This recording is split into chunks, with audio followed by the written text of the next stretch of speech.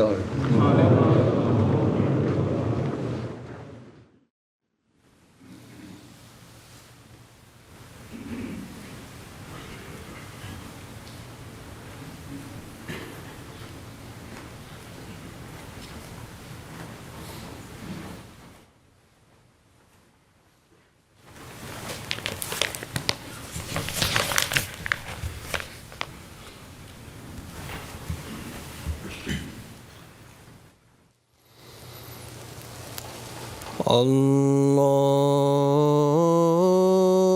الله أكبر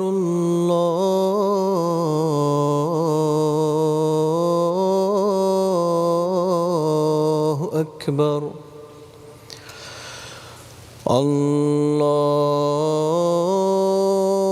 الله أكبر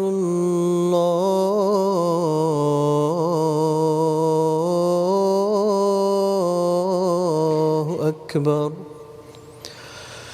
أشهد أن لا إله إلا الله أشهد أن لا إله إلا الله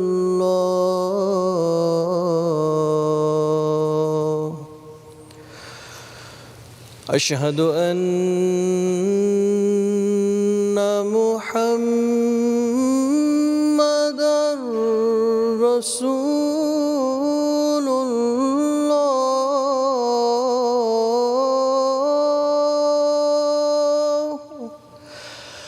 أشهد أن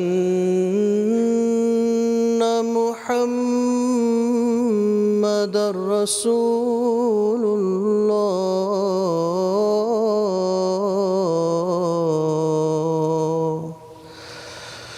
حي على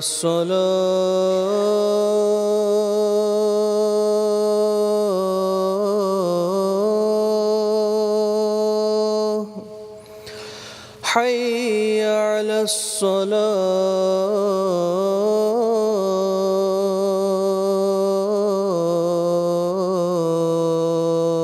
الصلاة حي على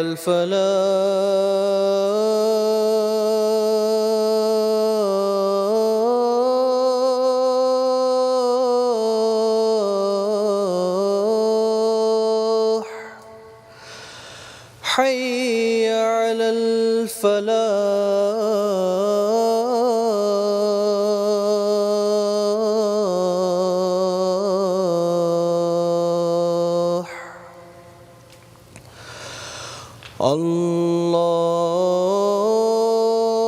الله أكبر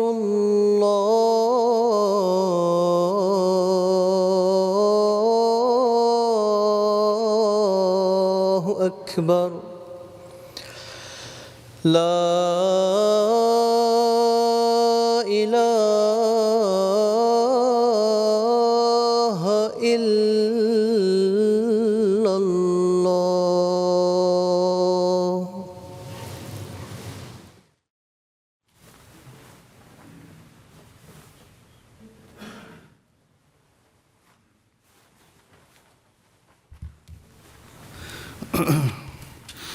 السلام عليكم.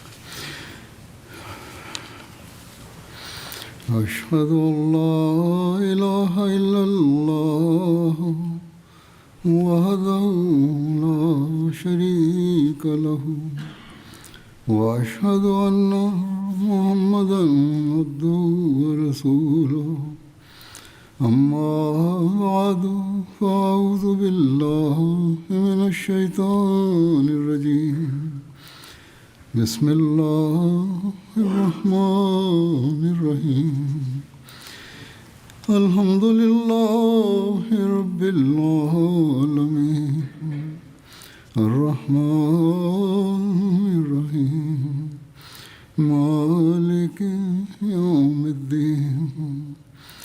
إياك نعبد وإياك نستعين اهدنا الصراط المستقيم صراط الذين أنعمت عليهم غير المغضوب عليهم ولا الضالين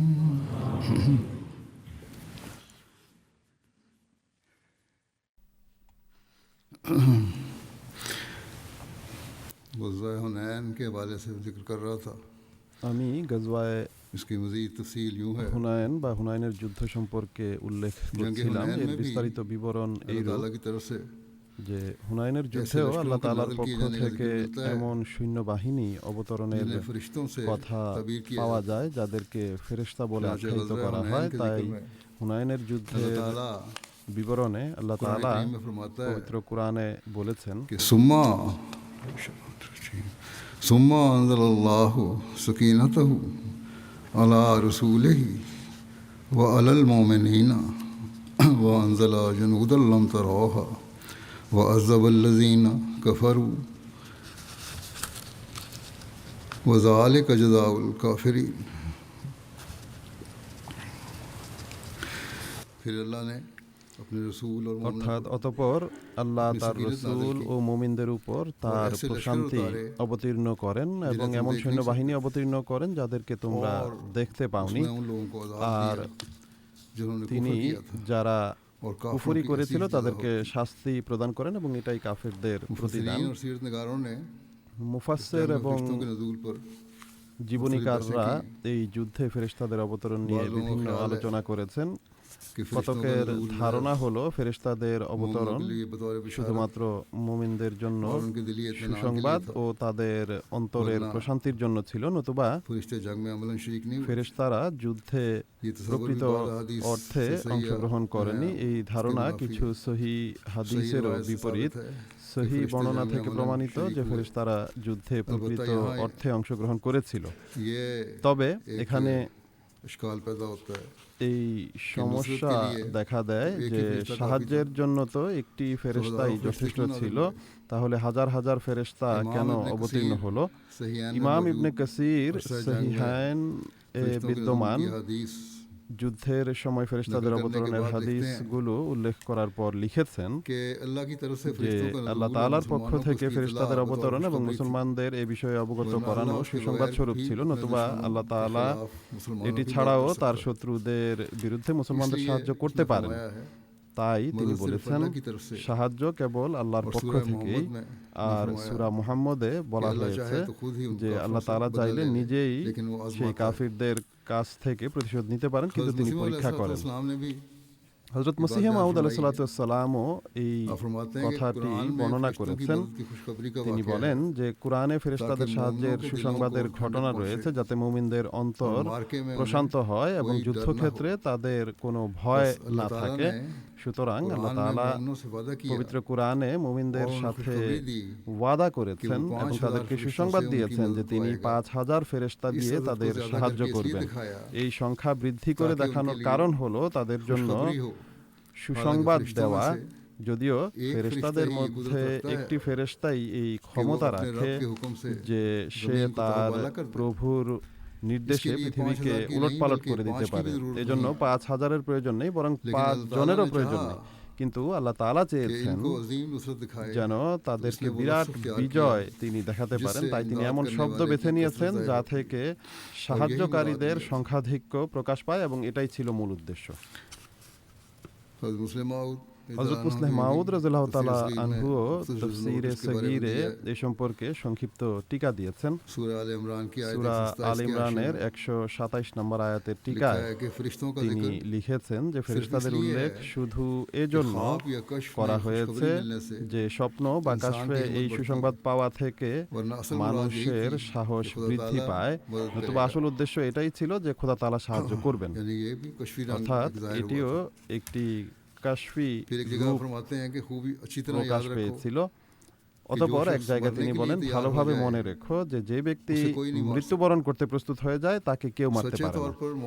সত্যিকার অর্থে মৃত্যু কবুল করা এটি নবীদের জামাতেরই বৈশিষ্ট্য। है जो उसे मार सके। এরপর আর কে আছে যে তাকে মারতে পারে? কখনো নয়। दायमी जिंदगी हासिल करने স্থায়ী का জীবন असल यही লাভের है মূল कि इंसान কথা खुदा ताला এটাই के लिए যে मौत মানুষ कबूल আল্লাহ करे। তাআলার জন্য মৃত্যুকে कोई इंसान इस গ্রহণ इरादे से করে खड़ा নেয়। होता है, আর যখন কোনো মানুষ এই সংকল্প নিয়ে দাঁড়িয়ে যায় তখন আল্লাহ তাআলার ফেরেশতারা তাকে জীবিত রাখার জন্য দণ্ডায়মান হয়। যেন একটা इंसान जोर लगाता है কুস্তি खुदा ताला की আরম্ভ राह में হয়ে मौत যায়। हासिल हो। মানুষ চেষ্টা করে যে लेकिन আল্লাহ তাআলার फरिश्ते जोर लगाते পথে हैं कि মৃত্যু उसे লাভ जिंदा হোক, रखा কিন্তু जाए। ফেরেশতারা চেষ্টা করে जब যে खुदा का তাকে बंदा জীবিত कहता যেন है রাখা হয়। যখন मैं আল্লাহর खुदा के বান্দা लिए বলে मरना যে चाहता আমি हूं, আল্লাহর জন্য মরতে तो চাই, खुदा ताला के सारे তখন फरिश्ते আল্লাহ कहते हैं তাআলার সকল हम ফেরেশতা मरने नहीं বলে देंगे। যে আমরা और आखिर মরতে फरिश्ते দেব ही না। जीतते हैं। আর অবশেষে बंदा चाहता है ফেরেশতারাই कि मर বিজয়ী जाए। হয়। वो इसके लिए বান্দা अपने চায় आप को যে ऐसे সে যেন हालात में মৃত্যুবরণ डालता করতে है পারে, এজন্য जिसका সে नतीजा নিজেকে मौत এমন होती है। পরিস্থিতিতে ঠেলে দেয় मगर वो मरता যার नहीं। পরিণাম মৃত্যু, হুনাইন কে কিন্তু ওয়াকিয়া সে को देख लो। মরে না। হুনাইনের जब दुश्मन ঘটনাকেই हमला करके দেখো, आगे बढ़ा, যখন শত্রু আক্রমণ तो उस করে वक्त रसूल এগিয়ে करीम এলো सल्लल्लाहु তখন अलैहि वसल्लम রসুল के করিম पास सिर्फ সাল্লাল্লাহু 12 আলাইহি आदमी थे। ওয়াসাল্লামের কাছে কেবলমাত্র बाकी 12 सब জন লোক दुश्मन की ছিল। तीरंदाजी বাকি से সবাই तितर-बितर শত্রুদের हो गए। তীর নিক্ষেপের কারণে उस वक्त ছত্রভঙ্গ हज़रत হয়ে अब्बास ने গিয়েছিল। সেই हुजूर সময় सल्लल्लाहु अलैहि वसल्लम হযরত আব্বাস उन्होंने कहा, মহানবী हुजूर, সাল্লাল্লাহু আলাইহি ওয়াসাল্লামকে जरा বলেন पीछे যে हट হুজুর একটু मगर পেছনে आप সরে যান। सल्लल्लाहु अलैहि वसल्लम কিন্তু ने তিনি सवारी সাল্লাল্লাহু को एड़ আলাইহি लगाई ওয়াসাল্লাম और নিজের आगे बढ़ते বাহনকে হাঁকিয়ে अनन नबी व ला कज़िब, এগিয়ে যেতে আনা ইবনু থাকেন আব্দুল এবং মুত্তালিব। বলেন আনান নবী ও লা मैं खुदा কাযিব আনা ইবনু ताला का আব্দুল सच्चा नबी মুত্তালিব, অর্থাৎ আমি আল্লাহ मैं তাআলার पीठ সত্য किस तरह নবী, दिखा सकता हूँ। আমি কি করে ये एक পেছনে ऐसा সরতে कलमा था পারি। এটি जो এমন এক इंसानियत को বাক্য ছিল बुलाकर যা মানবতাকে खुदा ताला ভুলিয়ে के सामने लाने আল্লাহ वाला था। তাআলার সামনে উপস্থিত 4000 করায়। तीरंदाजों के 4000 मुकाबले में তীরন্দাজের एक शख्स বিপরীতে कहता है এক ব্যক্তি मैं यहाँ से বলছে যে আমি हट नहीं এখান सकता। থেকে সরতে পারি না। तो ये इंसान नहीं তো बल्कि खुदा बोल रहा था। এটা তো মানুষ নয়, বরং रसूल আল্লাহ करीम তাআলারই सल्लल्लाहु কথা अलैहि ছিল। ने उस वक्त कहा भी মহানবী সাল্লাল্লাহু আলাইহি कि ওয়াসাল্লাম সেই अना সময় नब- এটা বলেছিলেন अना अब्दुल যে मुत्तलिब, আনা मैं ইবনু इंसान ही हूँ। আব্দুল মুত্তালিব, बस অর্থাৎ আমি তো মানুষই। जब रसूल সুতরাং करीम सल्लल्लाहु अलैहि যখন वसल्लम রসুল করিম ने সাল্লাল্লাহু कहा कि আলাইহি मैं खुदा ওয়াসাল্লাম की राह में मरना चाहता हूँ, বলেন যে আমি আল্লাহর खुदा পথে ताला के মরতে फरिश्ते চাই, उतर आए তখন আল্লাহ তাআলার ফেরেশতারা और অবতীর্ণ हुनैन की হয় शिकस्त फतह से এবং बदल गई হুনাইনের পরাজয় और বিজয়ে आप फातिह রূপান্তরিত बनकर হয়। मैदान जंग से আর लौटे। তিনি সাল্লাল্লাহু আলাইহি ওয়াসাল্লাম বিজয়ী হয়ে যুদ্ধক্ষেত্র থেকে ফিরে আসেন। दुश्मन की शिकस्त শত্রুদের और फरार পরাজয় के এবং बारे में পলায়ন সম্পর্কে पहले ये पूर्वे तफसीलात बयान हो चुकी हैं এই कि বিস্তারিত आप सल्लल्लाहु अलैहि वसल्लम ने বর্ণনা जब अंसार को पुकारा করা হয়েছে যে তিনি সাল্লাল্লাহু আলাইহি ওয়াসাল্লাম যখন और वो আনসারদের वापस आ गए। পুনরায় ডাকেন এবং তারা ফিরে আসেন, तो फिर खूब जोशो खरोश से लड़ने लगे। আর এরপর इसके অত্যন্ত साथ ही नबी বীরত্বের अकरम সাথে नबी अकरम যুদ্ধ করতে सल्लल्लाहु अलैहि থাকেন। वसल्लम ने दुआ की এরই সাথে और अपने हाथ से মহানবী कफिरों সাল্লাল্লাহু की আলাইহি मुट्ठी ওয়াসাল্লাম দোয়া করেন कुफार की এবং तरफ নিজের फेंकी। হাত দিয়ে কাফেরদের जिसका नतीजा দিকে ये हुआ এক মুষ্টি কঙ্কর বনু নিক্ষেপ হাওয়াজিন করেন। এর जिनका ফলে ये दावा বনু था হাওয়াজেন, যাদের आज तक এই দাবি ছিল मोहम्मद যে আজ পর্যন্ত सल्लल्लाहु अलैहि মুহাম্মদ সাল্লাল্লাহু का আলাইহি मुकाबला ওয়াসাল্লামের किसी जंगी সাথে कौम से हुआ ही কোনো नहीं।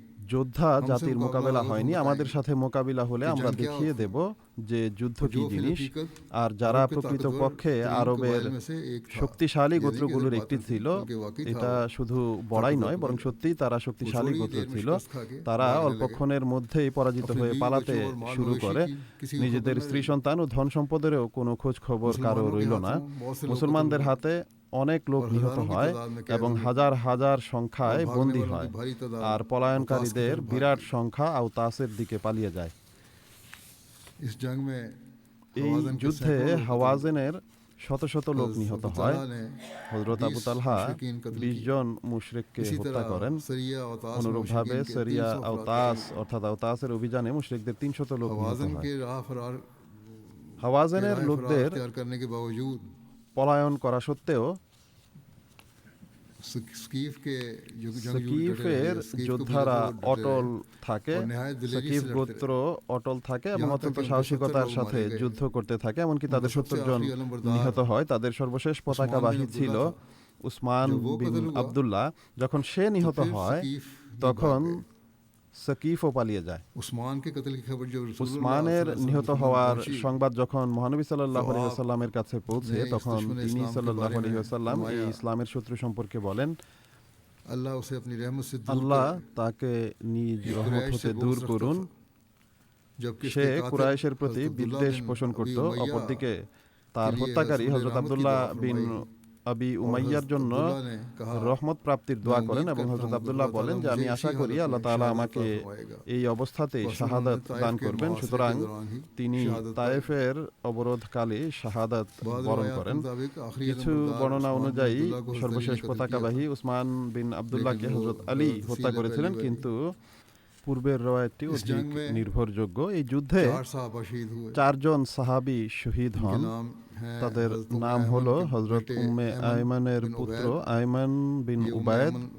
এই উম্মে আয়মান হলেন তিনি যিনি মহানবী সাল্লাল্লাহু আলাইহি ওয়াসাল্লামের লালন কর্ত্রী অর্থাৎ যত্ন প্রতিপালনকারী ছিলেন। সুরাকা বিন হারেস তিনি আনসারী সাহাবী ছিলেন। তার পুত্র হারসা বিন সুরাকা বদরের যুদ্ধে শহীদ হয়েছিলেন। ইয়াজিদ বিন জামা তিনি প্রাথমিক যুগে ইসলাম গ্রহণকারীদের অন্তর্ভুক্ত ছিলেন এবং অজ্ঞতার যুগেও কুরাইশদের মাঝে উচ্চ মর্যাদা ও স্থানের অধিকারী ছিলেন। কুরাইশরা গুরুত্বপূর্ণ বিষয়ে তার কাছে পরামর্শ নিত। তিনি উম্মুল মুমিনিন হযরত উম্মে সালামার ভাগ্নে ছিলেন। যুদ্ধক্ষেত্রে ঘোড়ার দুর্ঘটনায় তার শাহাদাত হয়েছিল। তিনি নিচে পড়ে যান এবং তারপর ঘোড়াটি তাকে পিষ্ট করে।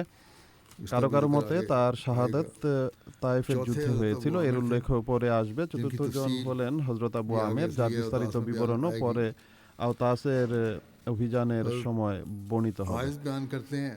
হযরত আয়েজ বর্ণনা করেন যে হুনাইনের যুদ্ধে আমার কপালে একটি তীর এসে লাগে আর আমার মুখ ও বুকে রক্ত গড়িয়ে পড়তে থাকে। মহানবী সাল্লাল্লাহু আলাইহি ওয়াসাল্লাম তার পবিত্র হাত আমার মুখ ও বুক থেকে পেট পর্যন্ত বুলিয়ে দেন এবং স্বয়ং রক্ত পরিষ্কার করেন, যার ফলে রক্ত তৎক্ষণাৎ বন্ধ হয়ে যায়। এরপর তিনি আমার জন্য দোয়া করেন। কতক বর্ণনাকারী এটাও বলেন যে মহানবী সাল্লাল্লাহু আলাইহি ওয়াসাল্লাম যে হাত বুলিয়েছিলেন তার পবিত্র হাতের সেই চিহ্ন পরবর্তীতেও তার শরীরে রয়ে গিয়েছিল।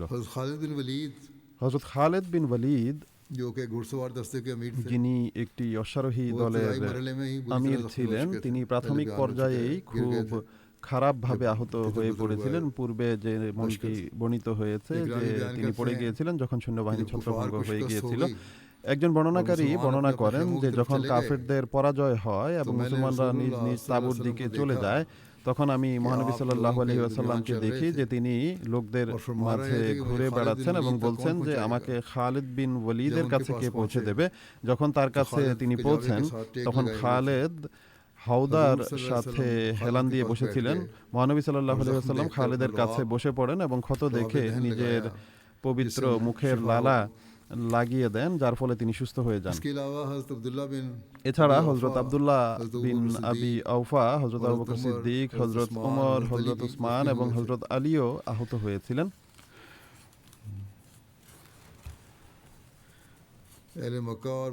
মক্কা ও মদিনাবাসীদের কাছে হুনাইনের বিজয়ের সুসংবাদ পাঠানো হয়েছিল। প্রাথমিকভাবে যখন হুনাইনের প্রান্তর থেকে কিছু মুসলমান পালিয়ে গিয়েছিল, তখন তাদের কেউ কেউ মক্কায় চলে গিয়ে সেখানে এই বার্তা দিয়েছিল যে মুসলমানদের পরাজয় হয়েছে এবং মুহাম্মদ সাল্লাল্লাহু আলাইহি ওয়াসাল্লাম নাউজুবিল্লাহ নিহত হয়েছেন।